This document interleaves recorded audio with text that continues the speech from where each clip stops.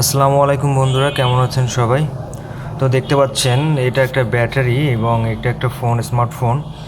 তো স্মার্টফোনের ব্যাটারি কিভাবে ভালো রাখা যায় তার সম্পর্কে আমি কিছু আপনাদের তথ্য দিব। এই তথ্যগুলো যদি আপনারা ফলো করেন তাহলে দেখা যাচ্ছে আপনার ফোনের ব্যাটারিটা অনেক দিন যাবৎ ভালো থাকবে।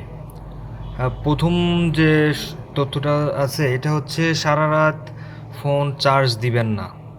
সারা রাত ফোন চার্জে দিলে দেখা যাচ্ছে আপনার ফোনটা চার্জটা 100% হলেও ব্যাটারিতে মানে চার্জারে কানেকশন থাকার ফলে দেখা যাচ্ছে গিয়ে একটা চাপ সৃষ্টি করবে ইলেকট্রিসিটি। দ্বিতীয় হচ্ছে অরিজিনাল চার্জার ব্যতীত আপনারা অন্য কোনো চার্জার ইউজ করবেন না স্মার্টফোনের ক্ষেত্রে, বা বাটন ফোনের ক্ষেত্রে সেম একই আপনার টিপস থাকবে। কেননা অরিজিনাল যে চার্জারটা থাকে এটা ব্যাটারির সাথে এবং ফোনের সাথে কম্বিনেশন করেই আর কি ভোল্টেজটা, অ্যাম্পিয়ারটা সব কিছু ঠিকঠাক করেই কোম্পানি তৈরি করে দেয়। সেক্ষেত্রে অন্য চার্জার দিয়ে চার্জ দিলে কিন্তু এটা আসলে ঠিক থাকবে না। সো আপনার আস্তে আস্তে ব্যাটারিটা ডাউন হয়ে যাবে।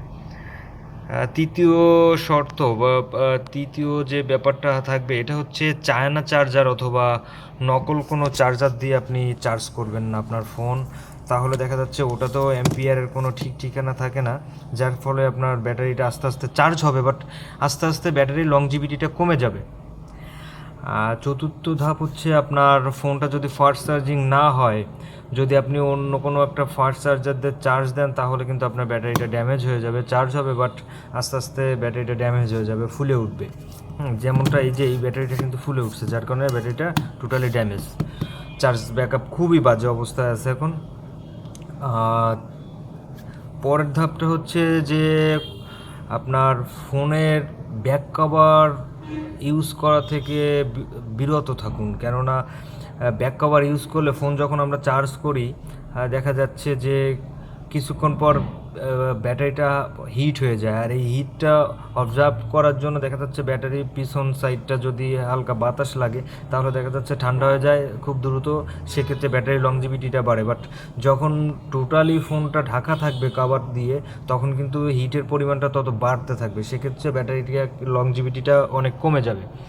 এরপরের ব্যাপারটা হচ্ছে থার্ড পার্টির কোনো অ্যাপ্লিকেশন ইউজ করবেন না। থার্ড পার্টির কোনো অ্যাপ্লিকেশন যেমন ব্যাটারি সেভার বা ব্যাটারির যে কিছু কিছু অ্যাপ্লিকেশন দেখা যাচ্ছে গিয়ে অ্যাড দিতে থাকে, এরকম ধরনের কোনো অ্যাপ্লিকেশন ইউজ করবেন না।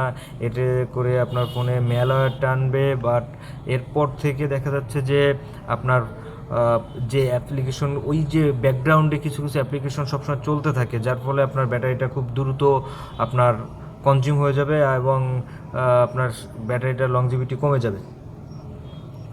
দ্বিতীয়ত হচ্ছে এর পরের যে ধাপটা আছে, 100% চার্জ কখনো করবেন না। 80% পর্যন্ত চার্জ করে আপনি আপনার চার্জারটা খুলে ফেলবেন, আর 20%-এর নিচে আসার আগে আপনি ব্যাটারিটা চার্জ করবেন। এর পরের ধাপটা হচ্ছে অনেক সময় আমরা পাওয়ার ব্যাংক ইউজ করি। আপনার যতক্ষণ পর্যন্ত আপনি না পারবেন ততক্ষণ পর্যন্ত পাওয়ার ব্যাংক ইউজ করবেন না, কারণ পাওয়ার ব্যাংক ইউজ করলেও আপনার ব্যাটারিটা খুব দ্রুত ডাউন হয়ে যাবে।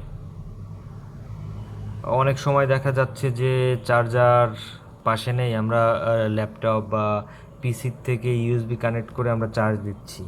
এটাও করা যাবে না। এটা করলেও আপনার ব্যাটারি ব্যাকআপটা নষ্ট হয়ে যাবে এবং ব্যাটারির লংজিভিটি কমে যাবে। সো এই যে টিপসগুলো দিলাম বন্ধুরা, এইগুলো যদি আপনি এইগুলো থেকে যদি আপনার ফোনটাকে আপনি বিরত রাখতে পারেন তাহলে আপনার ফোনের ব্যাটারি লংজিভিটি বাড়বে।